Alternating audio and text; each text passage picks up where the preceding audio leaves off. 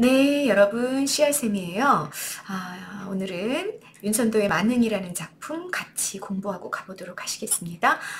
윤선도의 만능, 여러분, 지금 1차적으로는 2021년 수능을 대비하는 수특에 실려있기 때문에 선생님이 이 강의를 지금 찍고 있는데요.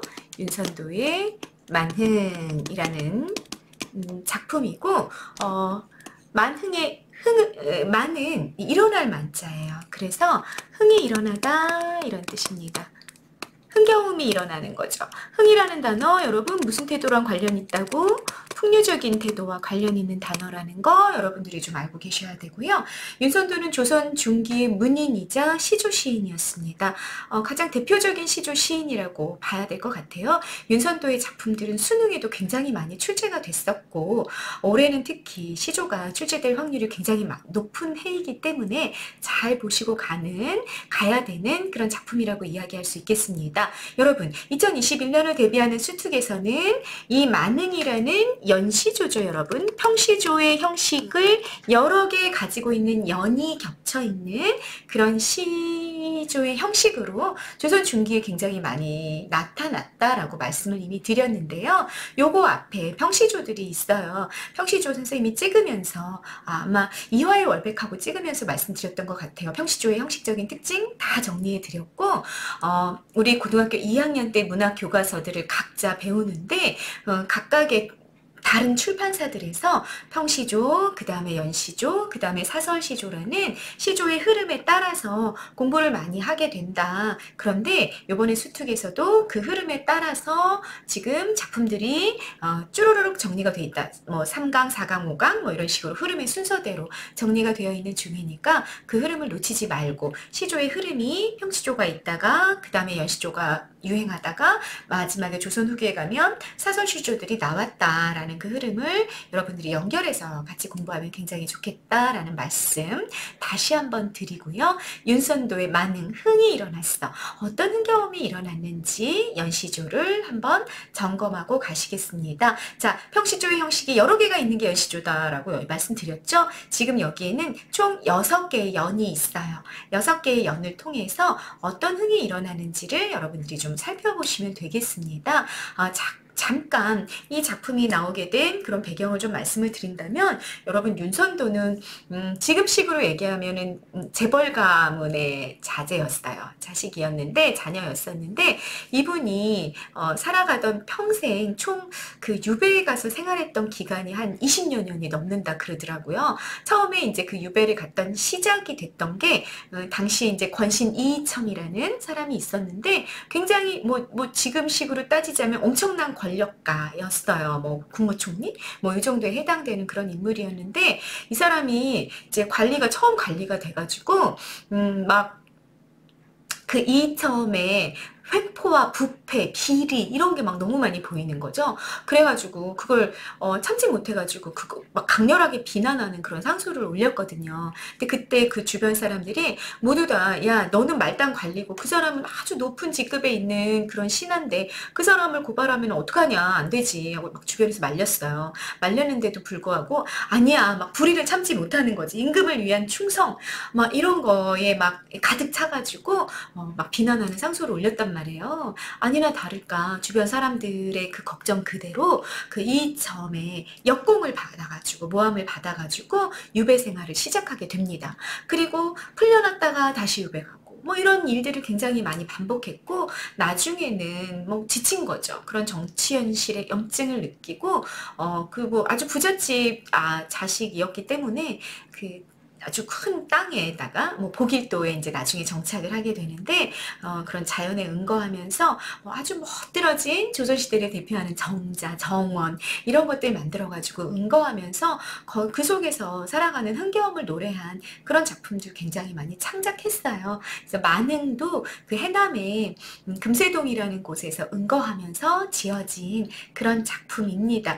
유배 때 지어진 작품은 아니지만 그러니까 유배 가서 지어진 굉장히 대표적인 작품으로는 견회호라는 작품이 있고요. 그 작품도 함께 연결해서 공부하면 참 좋을 것 다라는 생각이 드네요. 자, 만능은 유배가 있을 땐 아니고 자연에 응거하면서 지어졌던 작품인데 이번 수특 보기에서도 설명했던 것처럼 이런 흥겨움을 이야기하고 자연에 응거하는 삶의 즐거움, 만족감을 드러내면서도 한편으로는 정치 현실에 대한 임금에 대한 어떤 마음 이런 것들을 놓치지 않고 있는 그런 작품이기도 합니다.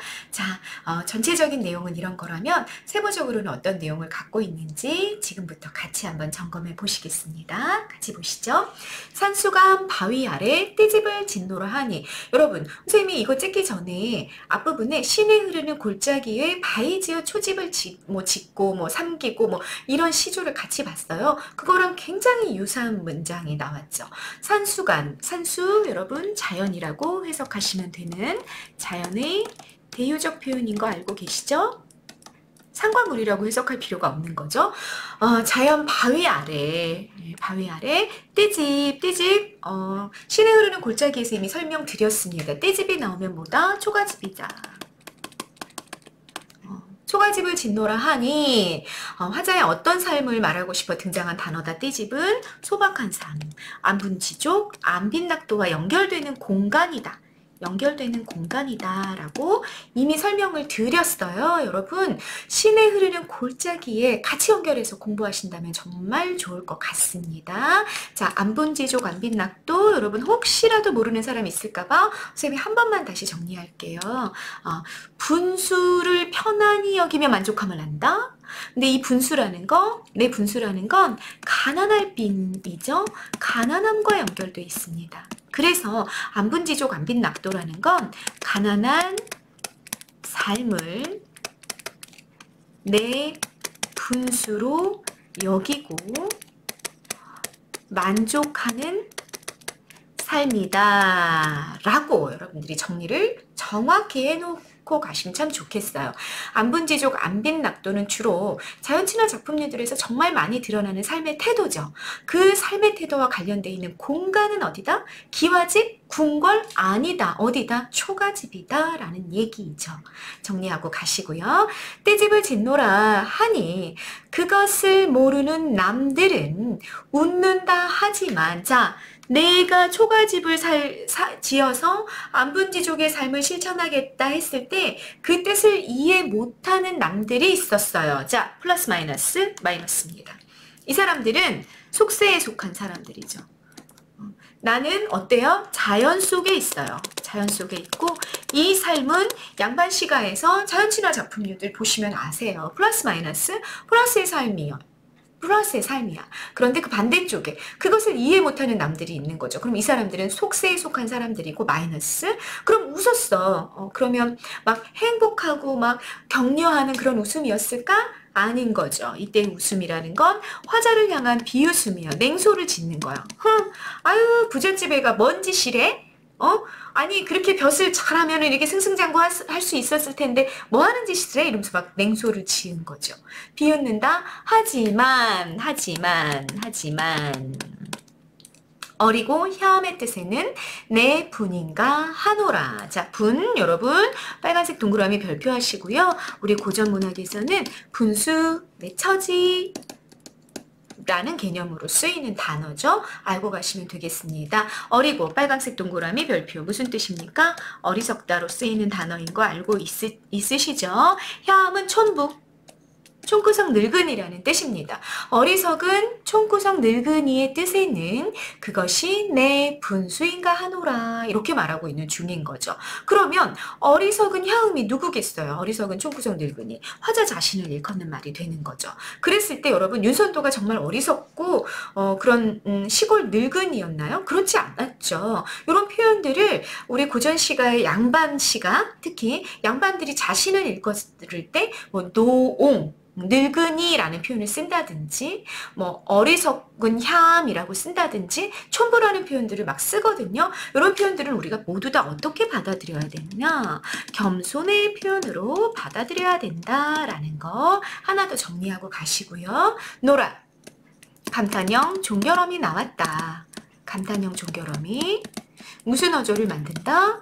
영탄적 어조를 만든다 라는 거 까지 정리했습니다. 자, 일수가 끝났습니다. 일수 내용 최종 정리해보죠. 여러분 어디에 있어요? 자연 속에 초가집을 짓고 안분지족의 삶을 즐겨요. 그런데 그걸 세속에 사는 다른 사람들은 이해한다 못한다? 그걸 이해하지 못한다. 그렇지만 나는 내 처지에 만족해 하고 있는 일수의 내용이 끝났습니다. 네, 이수로 넘어가 보시죠. 보리밥, 풋나물을 알맞춰 먹은 후에 보리밥, 풋나물을, 산나물을 보리밥 한 덩이가 있고요. 그리고 반찬 몇 개? 반찬 딱 하나 있어요. 풋나물을 알맞춰, 이건 알맞게 라는 뜻입니다.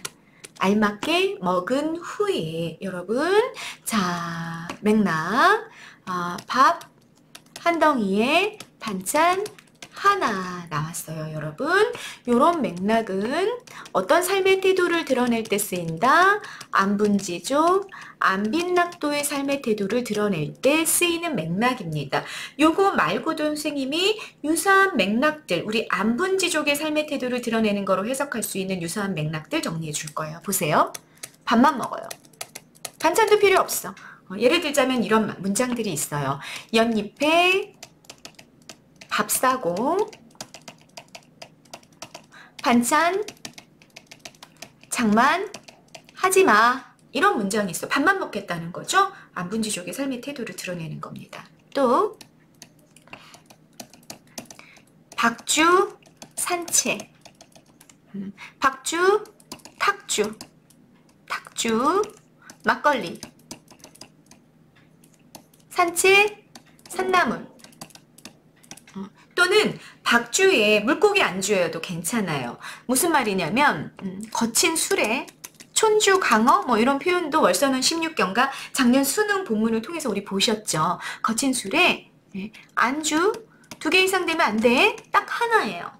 그것도 자연에서 나오는 산물, 산나물이라든지 물고기라든지 이런 거 안주 하나만 갖고 놓고 먹겠다라는 맥락이 있으면 안분지족, 안빈낙도의 삶의 태도를 드러내는 거야 라고 정리하십니다. 여러분, 요런 게 바로 고전시가를 독해할 때 굉장히 중요한 여러분들의 배경 지식이 되는 거죠. 기억하고 가세요.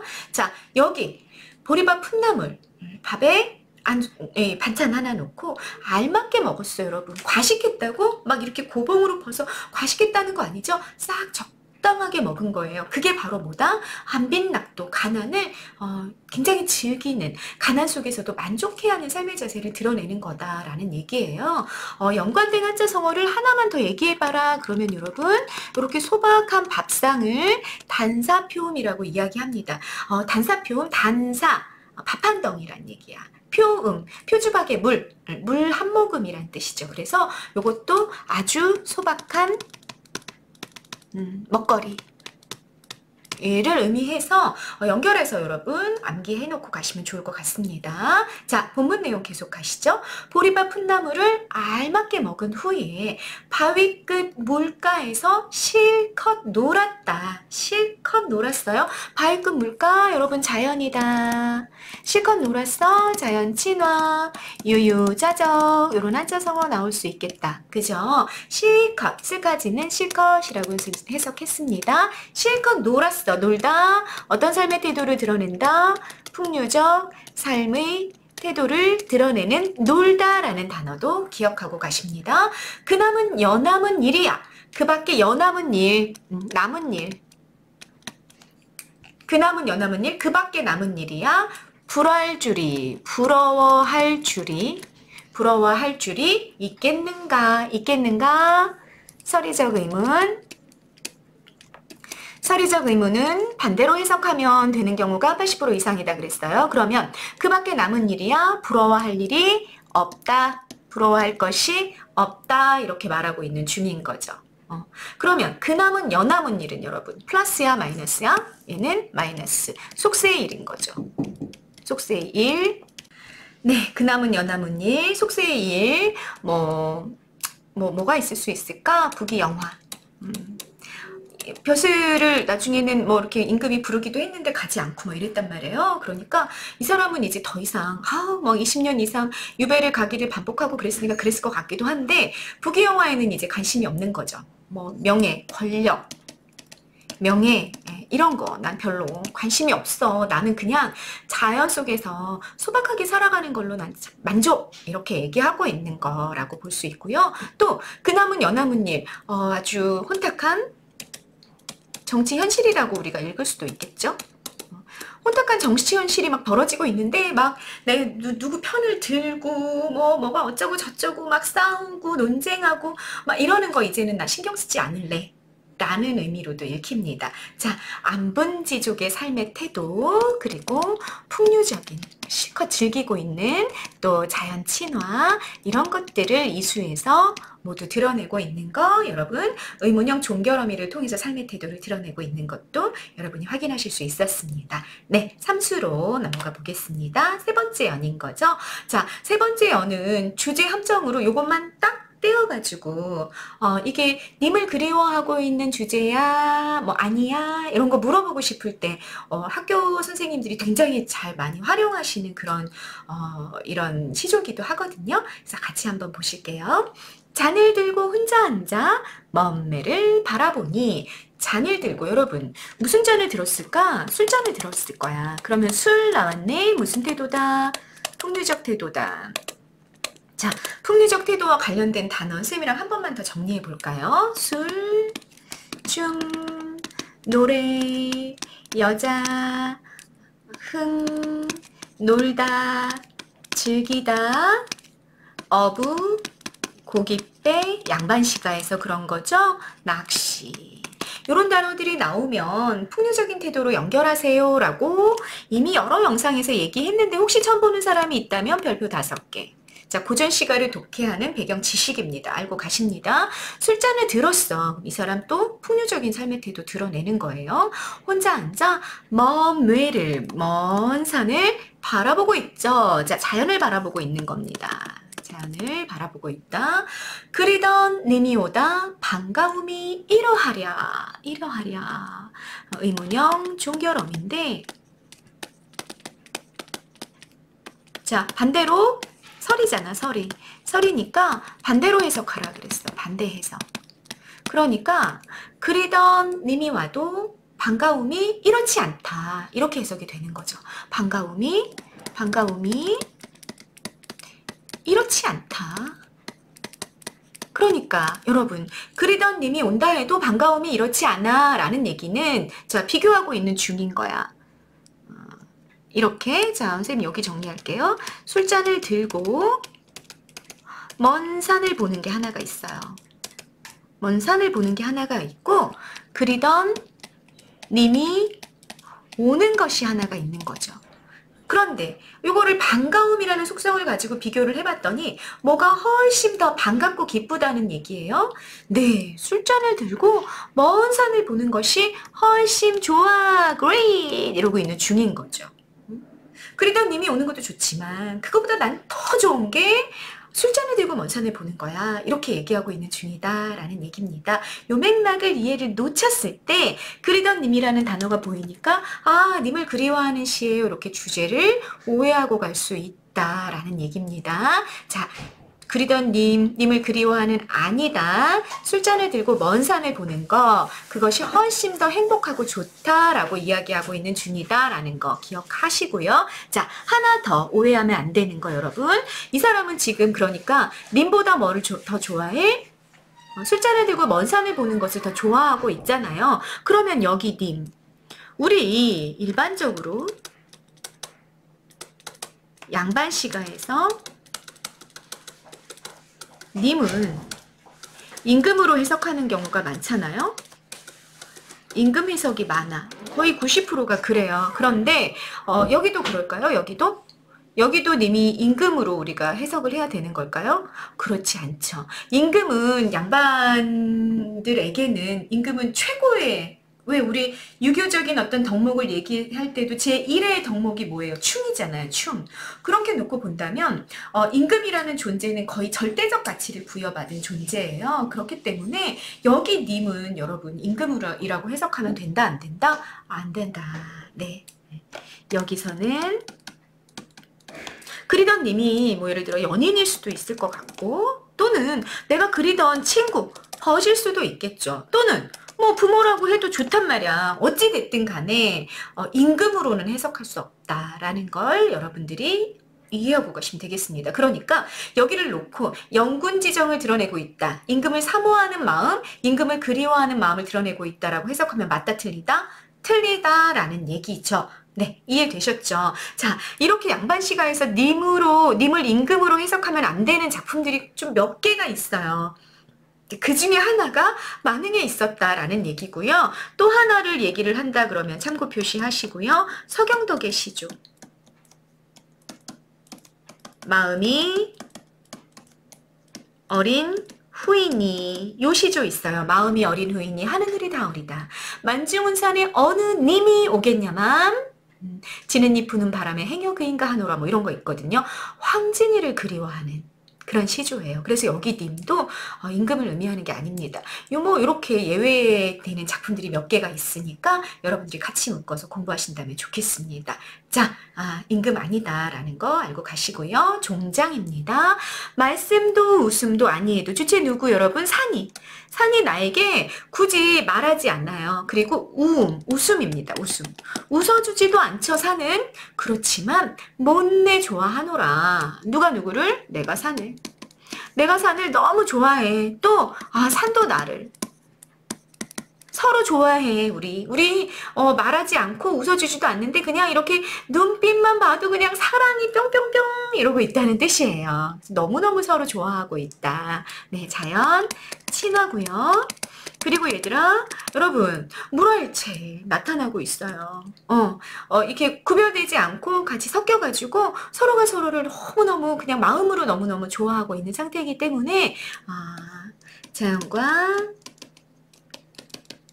인간의 동일시가 일어나고 있다. 섞이는 현상이 일어나고 있다라는 얘기죠. 그래서 물화일체가 되는 거고요.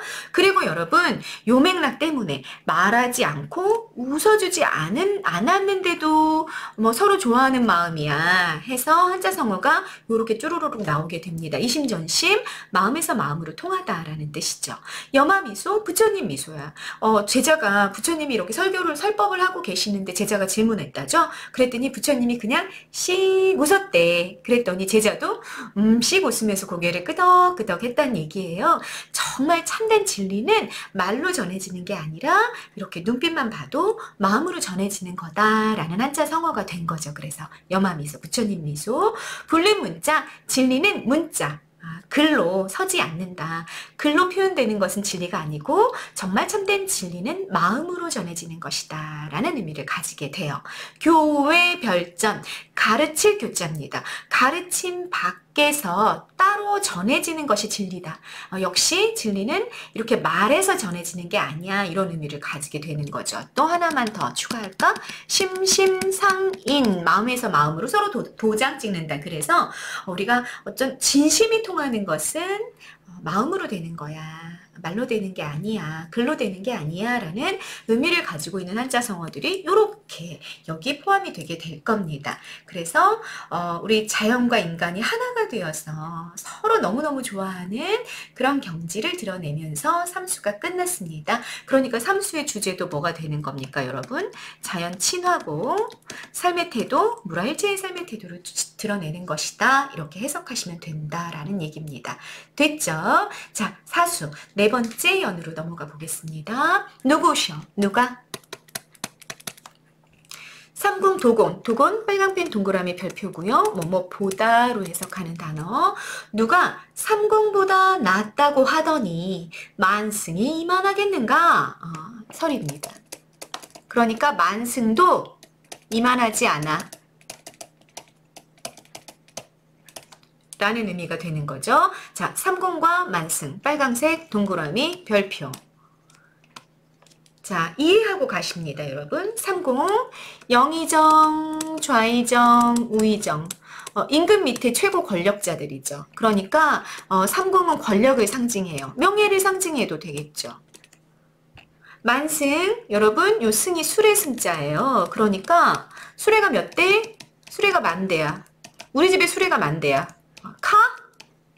우리 집에 카가 만 대야. 뭐 스포츠카부터 시작해가지고 몇 억짜리 차들이 우리 집 차고에 만 대가 있어요, 여러분. 천자입니다. 천자의 지위. 중국 황제죠. 중국 황제의 지위를 말해요. 그러니까 세상에 온갖 부귀 영화를 다 갖춘 거, 그런 존재가 만승입니다. 그러니까 삼공과 만승이 묶였다 그러면 세속의 부귀 영화를 의미하게 되는 거죠.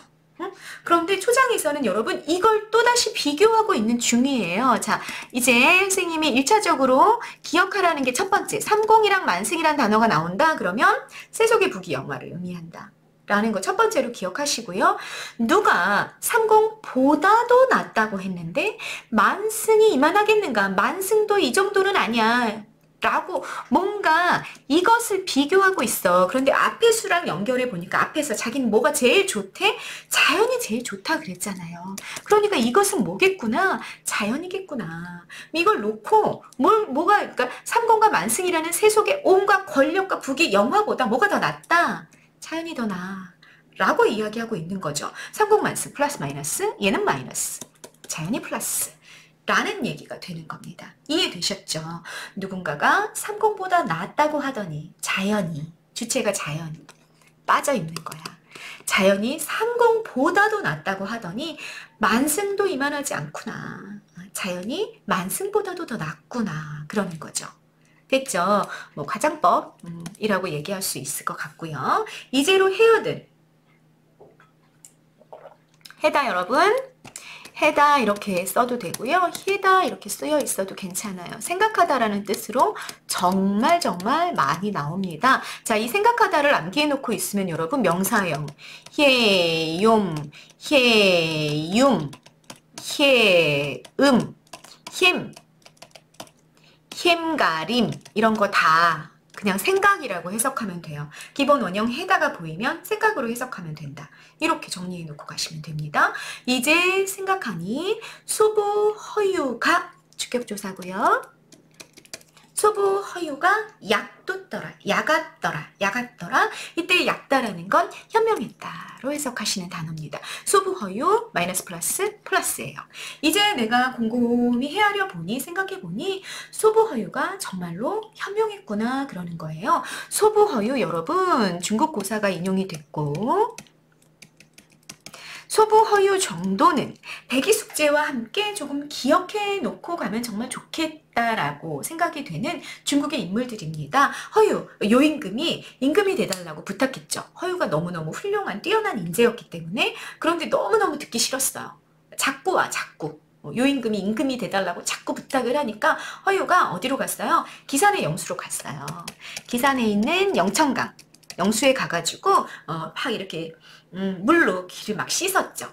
귀를 씻는다는 것도 정말로 고전에 많이 나오거든요. 허유와 관련된 고사에서 나온 거예요. 귀를 막 씻고 있었더니 소를 이렇게 몰고 어떤 소부라는 사람이 온 거야. 당신 왜 이렇게 여기서 귀를 씻고 있어요? 이렇게 물어본 거죠. 그랬더니 허유가 나 임금이 되란 말을 들었는데 그 말이 너무 더러워서 내가 귀가 더러워져가지고 귀를 씻고 있다. 그랬더니 소부가 한술 더 떠서 야 너 진짜 마음에 안 들어. 네가 귀가 그렇게 더럽혀졌는데 이 깨끗한 물에서 그 귀를 씻고 있으면 어떻게 내가 소한테 물을 먹일 수가 없잖아. 막 화를 내면서 그 소를 이끌고 더 상류로 거슬러 올라갔다라는 이야기가 전해져 내려오는 거죠. 그래서 기산 영수는요 탈속적인 이상향이 되고요. 탈속적인 이상향이 되고 소부와 허유는 속세의 부귀 영화를 버리고 자연에 응거했던 사람의 대명사가 된 겁니다. 대유적 존재가 된 거죠. 그러니 이 자연 친화라는 주제를 다루고 있는 이 작품에서 이 화자는 소부허유가 얼마나 현명했다라고 생각하겠어요. 그죠? 네, 자연을 즐기는 삶을 선택했던 소부허유는 정말 현명한 사람이었다. 아마도 임천 한흥을 비길 곳이 없으라. 자, 임천 여러분 수풀림 샘천자인데 역시 뭐로 해석하면 돼? 자연이라고 해석하시면 됩니다. 아마도 자연에서의 한가로운 흥을 한가로운 흥겨움을 흥 나왔으니까 또 다시 무슨 태도? 풍류적 태도랑 연결하세요. 자연에서 누리는 한가로운 흥겨움을 비기다, 비교하다, 비교할 곳이 없구나, 없구나세라 감탄형 종결어미 네, 영탄적 어조 나왔습니다. 영탄적 어조까지. 아마도 자연에서 누리는 이 한가로운 흥은 삼공보다 낫고 만승보다 나아. 세속의 부귀영화는 비교할 수 없을 정도로 너무너무 흥겨워라고 이야기하고 있는 중입니다. 네, 사수입니다. 그 다음 오수로 넘어가 보시죠. 오수, 뭐 가장 간단한 내용이네. 같이 한번 보세요. 내 성이 게으르더니, 내 성은요, 천성. 하늘이 준 내 타고난 자질이 게으르더니 이것을 하늘이 알아실사. 이것을 하늘이 아셔서 내 천성이 게으르다는 것을 하늘이 아셔서 인간 만사를 하나 일도 하나의라는 뜻이죠. 한 일도 아니 맡겨. 나에게 인간 어떤 일도 맡기지 않으셨다. 인간 만사 여러분 플러스 마이너스 속세의 일이니까 마이너스. 뭐 이 사람이 인간 만사했을 땐 아마 정치적인 일들을 생각하지 않았을까라는 생각이 들죠. 인간 만사를 그 어떤 하나도 맡기지 아니하시고 아니 맡겨 주체 누구? 하늘이죠. 하늘이 나에게 어떤 일도 맡기지 않으셨어요. 인간 속세에 속한 어떤 일도. 다만당. 이거 당 왜 붙였을까 여러분?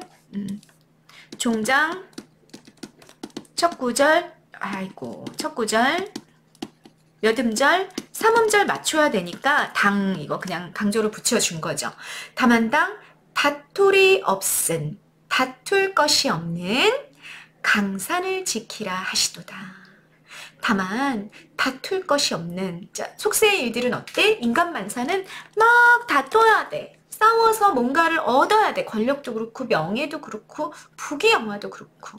그런데 자연은 어때? 다툴 것이 없어요. 다툴 것이 없는 그런 강산을 지키라고 하시도다. 누가 지키라고 하셨어요? 주체는 하늘이죠. 그러니까 하늘이 나에게 자연을 맡기신 거야 라고 이야기하고 있는 중입니다. 이 강산은요. 세속과 대비되는 이상적인 공간으로 그려지고 있어요. 세속은 어떤 곳이에요? 다툼이 있는 곳이야.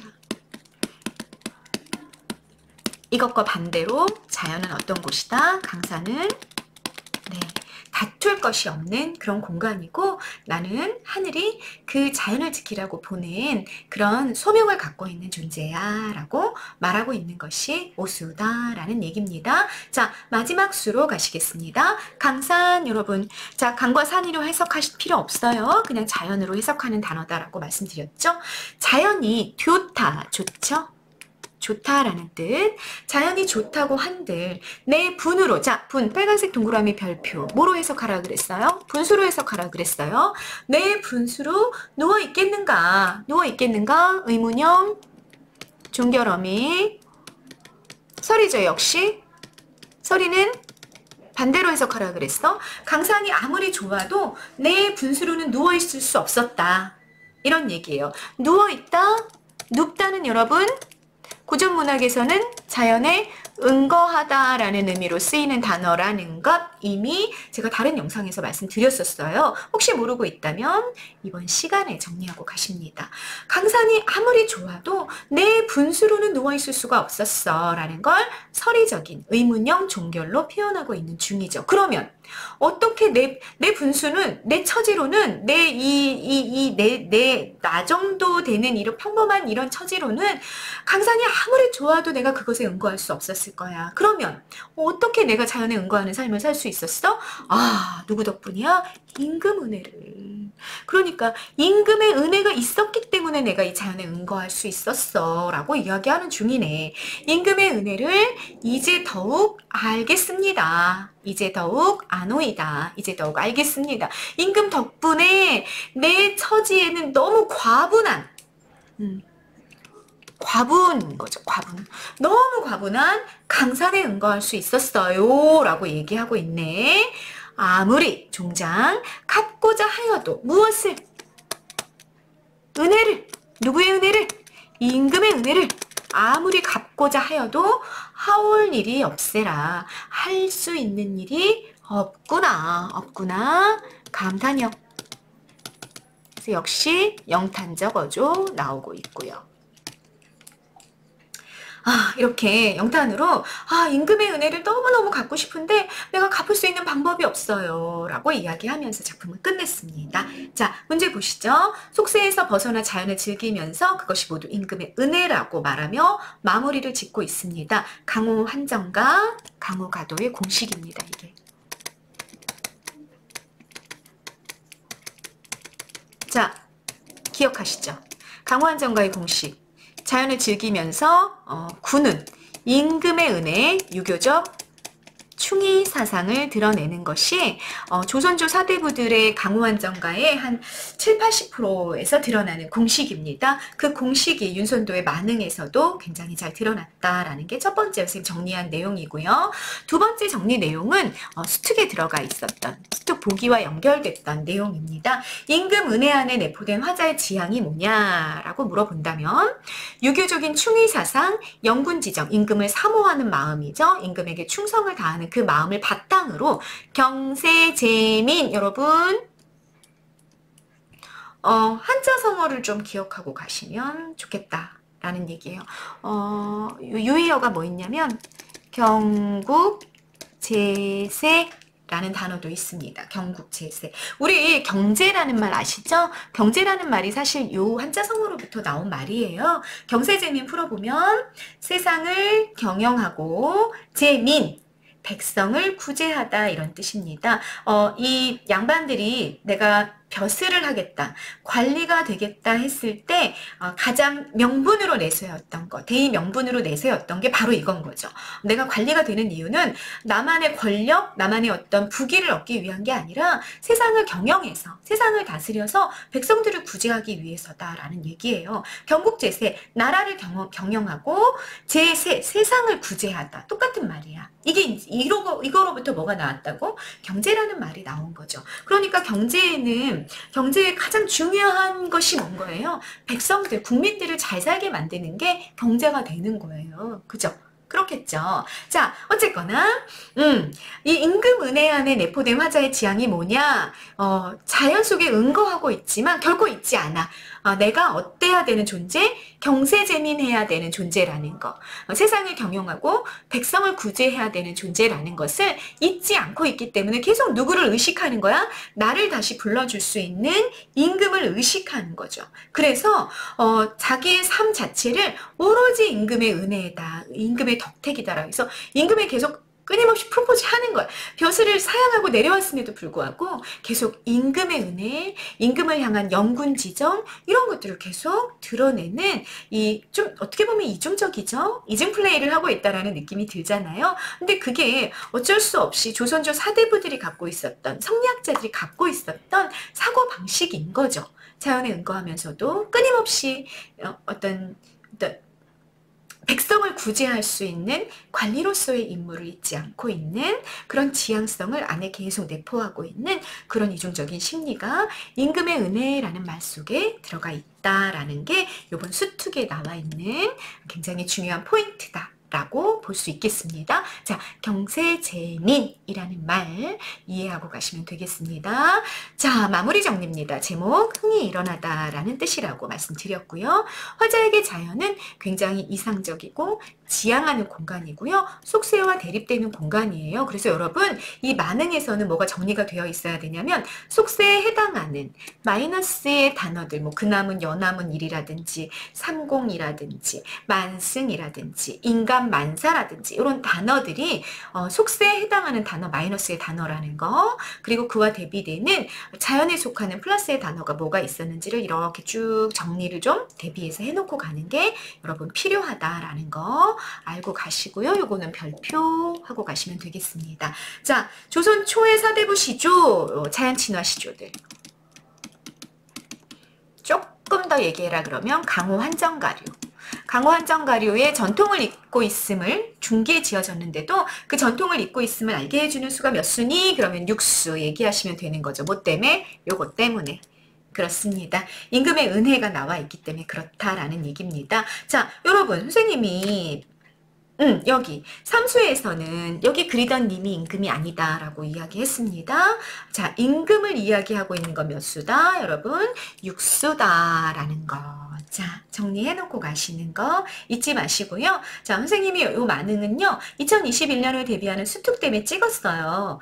수특에, 나와 있기 때문에 찍었는데 어떻게 해야 된다? 수능 특강 문제를 먼저 풀어봐야 된다. 문제와 선택지 보기만 가지고 시를 이해하고 문제 푸는 거 먼저 해보고 오답풀이 철저히 한 다음에 선생님이랑 같이 작품 정리하시면 되는 겁니다. 아셨죠? 그리고 이렇게 정리한 다음엔 반드시 주관식 테스트를 통해서 내가 어느 정도 정리가 되어 있는지를 점검하고 가는 거 잊으시면 안 됩니다. 네, 만응이라는 시조를 같이 점검했고 연시조 하나였습니다. 네, 감사합니다.